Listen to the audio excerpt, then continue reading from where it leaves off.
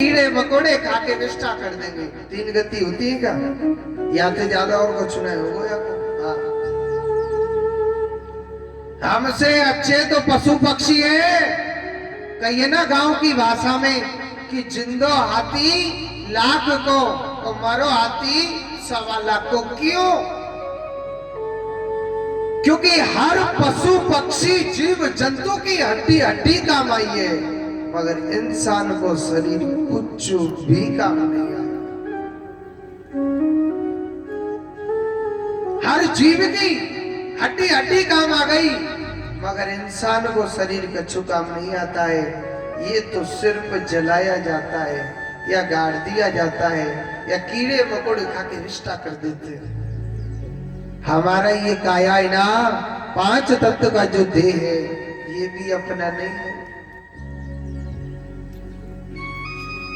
ये बेटा बेटी फिर किसे अपना माने, किसे अपना समझे? सिर्फ हम यहाँ पर आए इस ग्रस्त जीवन में, गृहस्थी में रह करके अपने परिवार का पालन पोषण करना ये धर्म है। मगर इस ग्रस्त जीवन में ऐसी दौलत कमाओ, और वो है कृष्ण नाम की। जो मेरे प्रभु के नाम का चिंतन करता है, प्रभु के नाम की भक्ति करता है, गोविंद के नाम का चिंतन करता है, वो सबसे बड़ी संपदा कमा के ले जाना। वो सबसे बड़ी दौलत कमा के ले जाता है। और जाने कन्हैया के नाम की दौलत नहीं कमाई तो समझ लो कछु ना कमा, वैसी जिंदगी निकल रही। जग में तेरे साथ नहीं कुछ जाएगा। ताली बजा लीजिए, पाप ना लगेगा। इस जग में तेरे साथ नहीं कुछ जाएगा।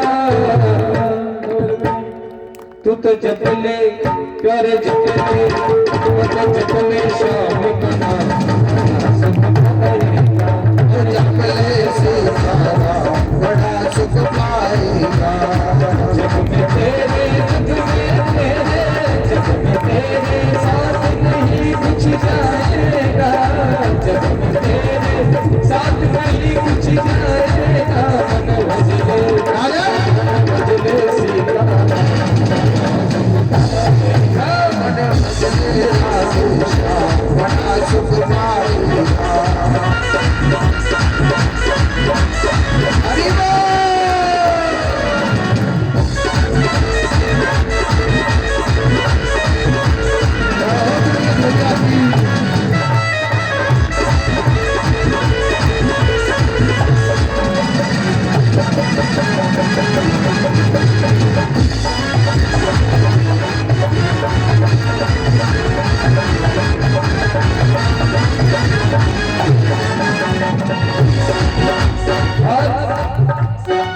मन का मैल छुड़ा नहीं पाया, मन को मलमल धोता है।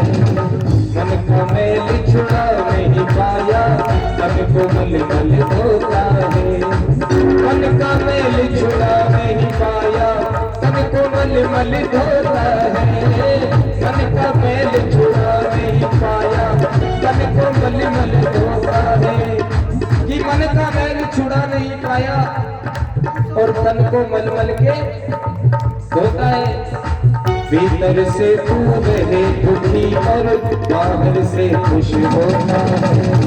भीतर से तू रहे दुखी और बाहर से खुश होता है। एक बार दोनों हाथ लगाओ आप सभी, जो अंदर से दुखी है। भीतर से तू रहे दुखी और बाहर से खुश होता है। भीतर से तू रहे दुखी और बाहर से खुश रहता है। तन का मैल छुड़ा नहीं पाया, तन को मलमल धोता है। भीतर से तू रहे दुखी और बाहर से खुश होता है। मेरा सोने सा तन मिट्टी में मिल जाएगा। सोने सा तन मिट्टी में मिल जाएगा। मन जप ले, मन जप ले, प्यारे भजले सीताराम, मन भजले सीताराम बड़ा सुख पाएगा।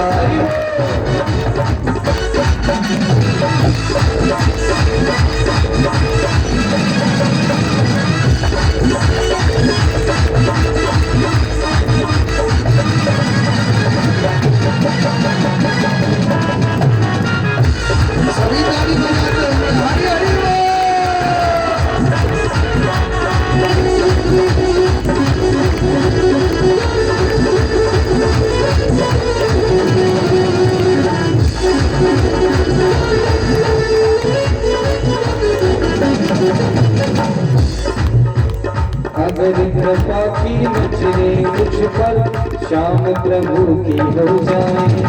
अगर दया की नजरें तुझ पर श्याम प्रभु की हो जाए। अगर कृपा की नजरें तुझ पर श्याम प्रभु की हो जाए।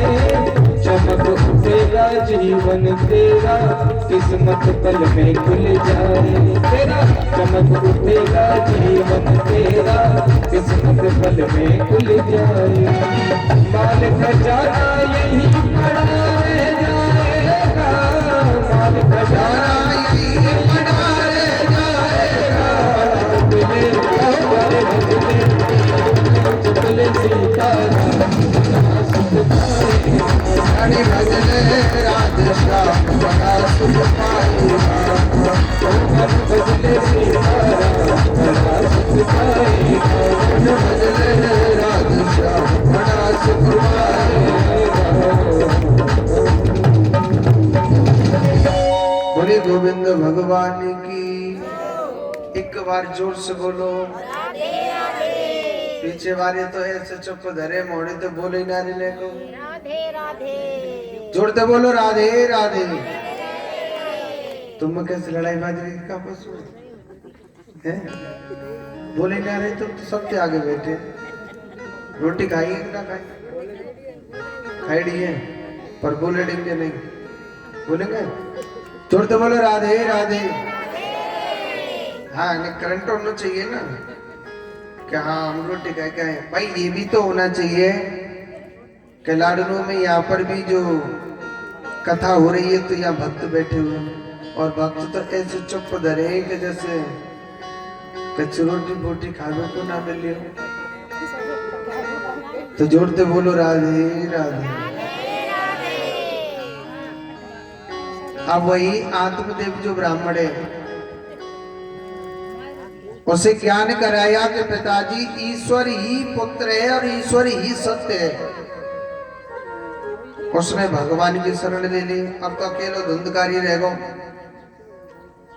और उसकी मां रह गई थी। जब धन पूरा जुए में हार गया तो मैया से कहने लगा एक दिन मां मेरे लिए धन दो। अगर आपने मेरे लिए धन नहीं दिया तो इस अग्नि की जलती हुई लकड़ी से ना आपको मारूंगा। मां ने झूठ बोला बेटा तेरे लिए ना आज नहीं कल धन दूंगी। मां ने बतो का करो झूठ तो बोल दिया। सोच रही कल बेटा पीटेगा मुझे। अपने प्राण उस कुएं में त्याग दिए। अपने प्राणों को उस कुएं में त्याग दिया। अकेला धुंधकारी रहने लग गया और 5-5 वैश्याओं की संगति करने लग गया। वैश्या सोचने लगी भाई चोरी करता है पाप करता है तो दंड हमको भी मिलेगा। ऐसे थोड़ी नहीं मिलेगा जब राजा पकड़ेगा तो इसे ऐसा करना चाहिए न रहेगा बांस तो न बजेगी बांसुरी। उस सोते हुए धुंधकारी को जलते हुए अंगारों से खत्म कर दिया था।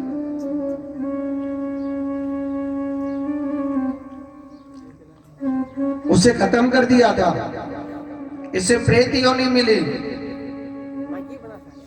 गौकर्ण जी महाराज उस समय यात्रा करने के लिए निकल गए थे धरती पर, क्योंकि भाई को बहुत समझाया मत पाप करो, वो तो नहीं मानता था। घर पर आया यही धुंधकारी प्रेत बन करके गौकर्ण जी महाराज को डरा रहा था। कभी कुत्ता बन रहा है, बिल्ली बन रहा है, हाथी बन रहा है। गौकर्ण जी महाराज ने जल लिया, गंगा जल के छींटे मारे। भाई आप कौन है बताओ? तो उसने बताया कि मैं आपका भाई हूँ। भैया मुझे प्रेत योनि मिली है, आप मेरे प्राणों की रक्षा करो। तो गौकर्ण जी महाराज ने इसके निमित्त भागवत कथा सुनाई थी।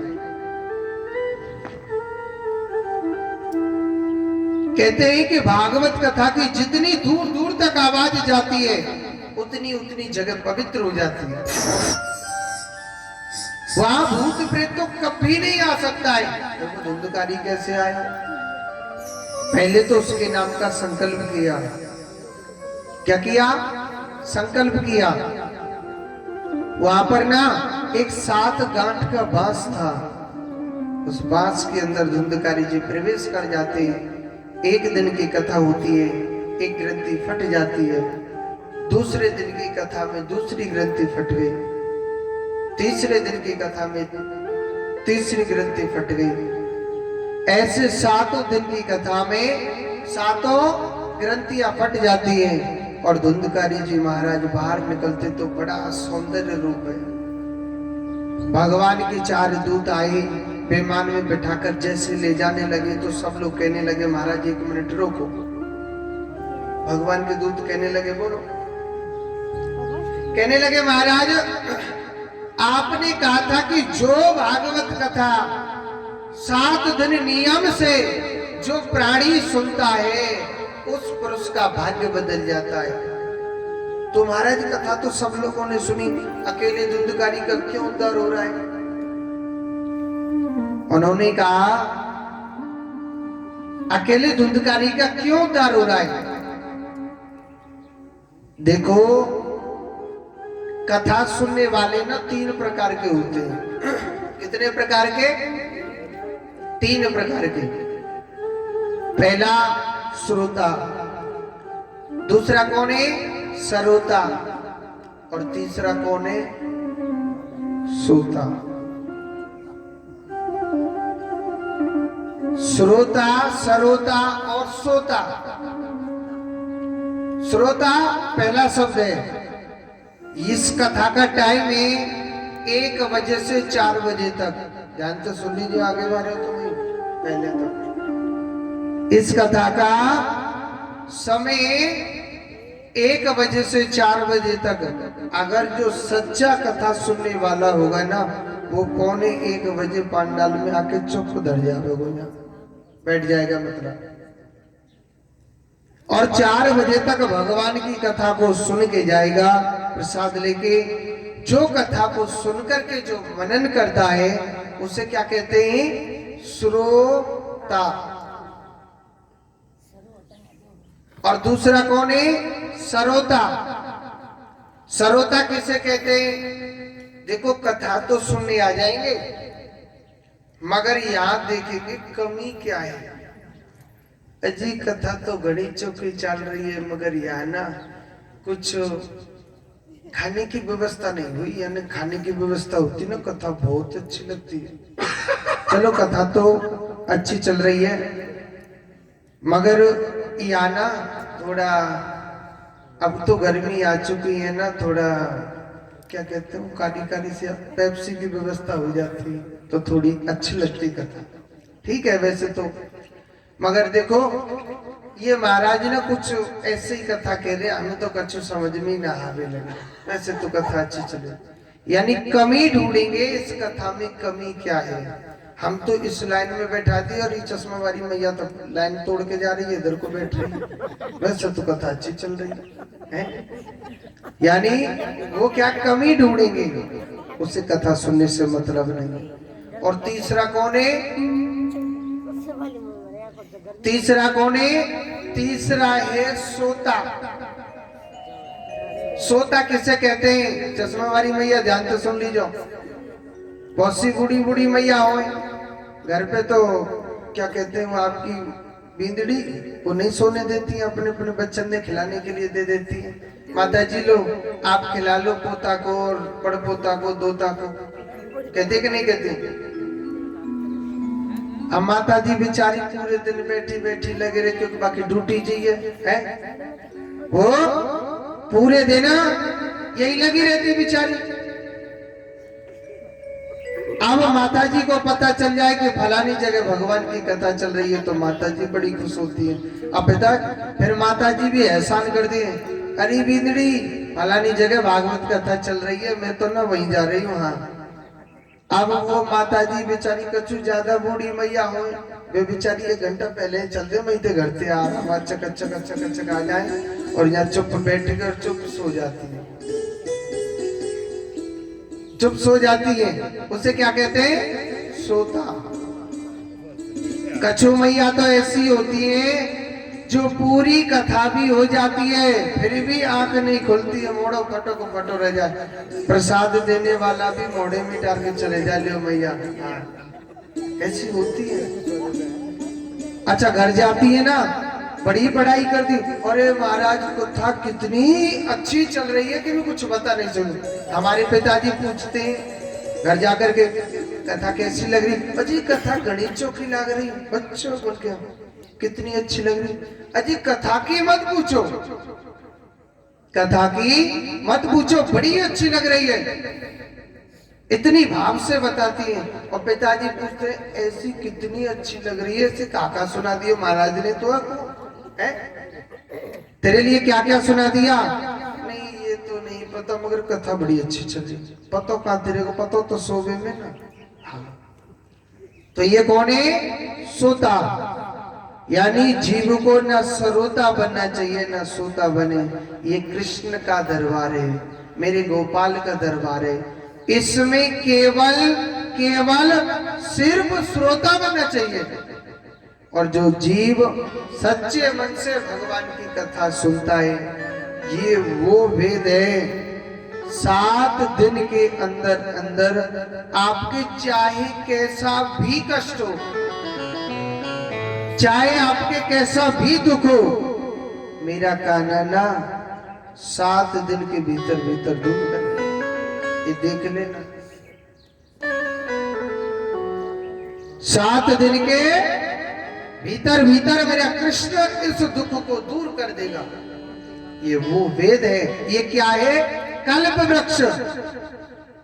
भागवत का 13वां श्लोक है, बड़े ध्यान से सुने कि निगम कल्प तरो गृलितम फलम सुख मुखाद मृत द्रव संयुक्तम पिबतम भागवतम रसमाल्यम। महुरो रस का भूमि भाव का अर्थ क्या है कि निगम कल्प तरो, भगवान ने सब शास्त्रों को इकट्ठा किया, यानी सभी शास्त्रों को इकट्ठा किया और उन सबको मत दिया था और उन सबको निचोड़ के धरती में डाला। तो उसमें से कल्प तरो यानी कल्प वृक्ष का फल खड़ा हो गया था। कल्प वृक्ष किसे कहते हैं? अपने मन में कोई भी कल्पना करो कि हे कान्हा मुझे ये मिल जाए, तुरंत मिल जाए, उसको कहते हैं कल्प वृक्ष। कल्प वृक्ष का फल श्रीमद् भागवत महापुराण है, सुख मुखाद। कौन सा फल है? सुखदेव जी का मुख लगा हुआ फल। सुख माने तोता। एक बात बोलूं, तोता का जिस फल में मुंह लग जाता है वो फल कभी खट्टा नहीं होता। या तो ये समझना चाहिए कि तोता का मुख लग जाने से खट्टा भी फल मीठा हो जाता है, और या ये समझना चाहिए कि तोता उस फल में मुंह डालता है वो ऑलरेडी फल मीठा होता है। पिबतम भागवतम रसमाल्यम, इस भागवत को पान करना चाहिए। और एक बात बोलो, भागवत को पान कौन करता है? जो गोविंद के नाम का प्यासा होता है। किसी को प्यास नहीं है। हम कह रहे भैया आप आओ ना, हमारे प्याऊ से ठंडा पानी पी लो। आप आओ हमारे पास शीतल जल पी लो। अब उसे प्यास ही नहीं है, कहेगा ठीक है भैया लाओ पानी पिलाओ। मगर एक बात बताओ, ये पानी मीठा है या कड़वा? नहीं, एकदम मीठा पानी है, चीनी जैसो, पियो तो सही। ठीक है लाओ पिलाओ। मगर एक बात बताओ, ये पानी कुएं का है या नल का है या तालाब का पानी है? अरे भैया कुएं का जल एकदम शीतल जल,